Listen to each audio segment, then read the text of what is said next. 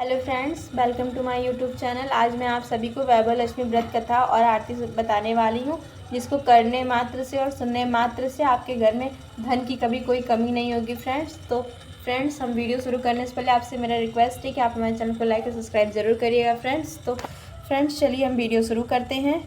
अब please friends, हमारे channel को सब्सक्राइब ज़रूर कर दीजिएगा।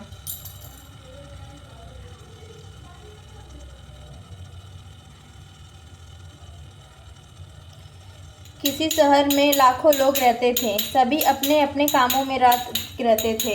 किसी को किसी की परवाह नहीं थी।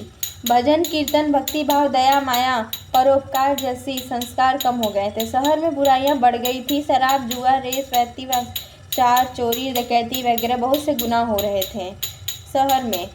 इनके बावजूद शहर में कुछ अच्छे लोग भी रहते थे। ऐसे लोगों में शीला और उनके पति की गृहस्थी मानी जाती थी। शीला धार्मिक प्रकृति की स्त्री थी, संतोषी स्वभाव वाली थी। उसका पति विवेकी और सुशील था और उसका पति कभी किसी की बुराई नहीं किया करता था और प्रभु भजन में अच्छी तरह से समय व्यतीत कर रहा था। शहर के लोगों की उनकी गृहस्थी से रहन सहन देखा नहीं गया। समय बदल गया। शीला का पति बुरे लोगों के साथ दोस्ती कर बैठा। अब वह जल्द से जल्द करोड़पति बनने के ख्वाब देखने लगा, इसीलिए वह गलत रास्ते पर चला गया। उसकी हालत रास्ते के भटकते भिखारी जैसी हो गई। दोस्तों के साथ उसे भी शराब की आदत लग गई। इस प्रकार अपने आप को सब कुछ गंवा दिया।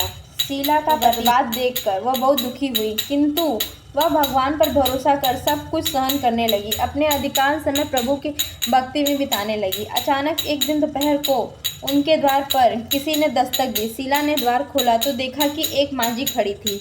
उसके चेहरे पे एक अलौकिक तेज निखार था। उनकी आंखों में मानो अमृत बह रहा था।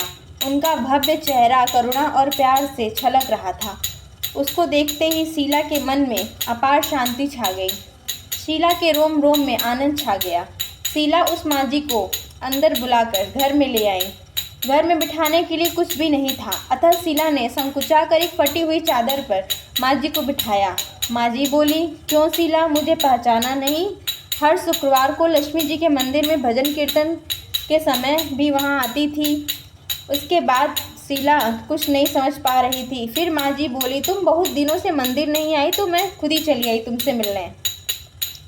माता जी के अति प्रेम भरे शब्दों से शीला का हृदय बिलख गया और उसकी आंखों में आंसू आ गए। वह बिलख बिलख कर रोने लगी। मांझी ने कहा, बेटी, सुख और दुख तो धूप और छांव जैसे होते हैं। धैर्य और सुख दुख दोनों ही आते रहते हैं बेटी। धैर्य रखो बेटी, मुझे तेरी सारी परेशानी बता। माता जी का व्यवहार से शीला को काफ़ी संभल मिला और उस सुख की आस में उसने माता जी को अपनी सारी कहानी कह सुनाई। कहानी सुनकर माता जी ने, कर्म की गीत न्यारी होती है। हर इंसान को अपने कर्म भुगतने पड़ते हैं, इसलिए तू चिंता मत कर। अब तू कर्म भुगत चुकी है, अब तुम्हारे सुख के दिन अवश्य आएंगे। तो माँ लक्ष्मी जी की भक्त है। माँ लक्ष्मी जी तो प्रेम और करुणा की अवतार है। वह तो अपने भक्तों पर हमेशा ही ममता रखती हैं। इसीलिए तू धैर्य रख, माँ लक्ष्मी जी का व्रत कर, इससे सब कुछ ठीक होगा। शीला के पूछने पर माता जी ने उसे व्रत की सारी विधि भी बतलाई। माता जी ने कहा, बेटी, माँ लक्ष्मी का व्रत बहुत ही सरल है और उसे वैभव लक्ष्मी, वरदन लक्ष्मी व्रत कहते हैं। कहा जाता है कि यह व्रत करने वालों की सभी मनोकामना पूर्ण और सुख शांति मिलती है, यश की प्राप्ति होती है। इतना सुनकर शीला को बहुत ही प्रशंसा हुई। शीला यह सुनकर आनंदित हो गई। शीला ने संकल्प करके आंखें खोली तो कोई नहीं था सामने। वह विस्मित हो गई। मांझी कहाँ गई? शीला को तत्काल यह समझते देर लग गई। मांझी कोई और नहीं, साक्षात माता लक्ष्मी जी थी। दूसरे दिन शुक्रवार सामने स्नान करके स्वच्छ कपड़े पहनकर शीला ने मांझी द्वारा बताई विधि से पूरे मन से व्रत किया। आखिरी में प्रसाद वितरण हुआ और यह प्रसाद पहले पति को खिलाया। प्रसाद खाते ही स्वभाव में फर्क पड़ा। उसके दिन शीला ने पति ने मारा और ना ही सताया। शीला को बहुत ही आनंद हुआ।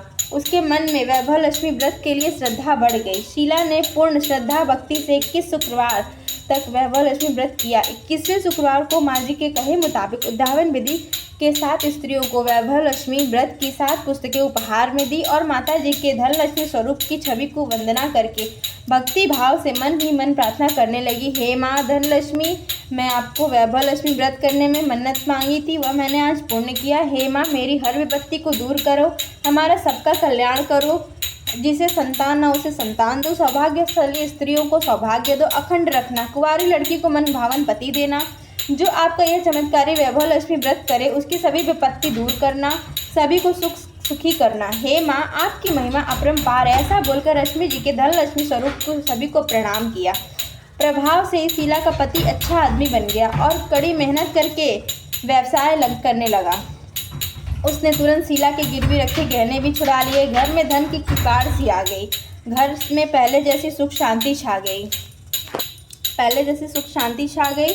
वैभवलक्ष्मी व्रत का प्रभाव देखकर मोहल्ले की दूसरी स्त्रियां भी विधि पूर्वक वैभवलक्ष्मी व्रत करने लगी। वैभवलक्ष्मी व्रत 7 या 11 या 21 जितना भी शुक्रवार की मन्नत मांगी उतने शुक्रवार तक करना चाहिए। पूरी श्रद्धा से करना चाहिए तथा भगवान के साथ करना। आखिरी शुक्रवार को इसका शास्त्रीय विधि अनुसार उद्यापन करना चाहिए। आखिरी शुक्रवार को प्रसाद के लिए खीर बनानी चाहिए। जिस प्रकार हर शुक्रवार को हमें पूजन करते वैसे ही करनी चाहिए। पूजन के बाद माँ के सामने एक श्रीफल फोड़े। कम से कम 7 कुंवारी कन्याओं या सौभाग्यशाली स्त्रियों को कुमकुम का तिलक लगाकर माँ वैभवलक्ष्मी व्रत का पुस्तक देना चाहिए। एक प्रति उपहार देना चाहिए। सबको खीर का प्रसाद देना चाहिए। इसके बाद माँ लक्ष्मी जी को श्रद्धा सहित प्रणाम करना चाहिए। फिर माता जी के धनलक्ष्मी स्वरूप की छवि को वंदना करे। भाव से मन ही मन में प्रार्थना करे। हे माँ धनलक्ष्मी, मैंने आपका वैभवलक्ष्मी व्रत पूरा किया है।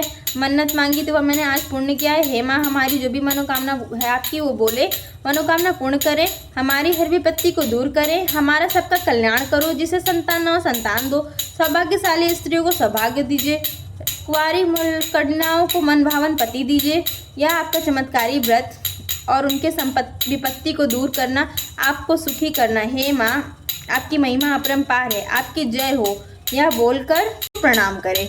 बोलिए वैभवलक्ष्मी माता की जय।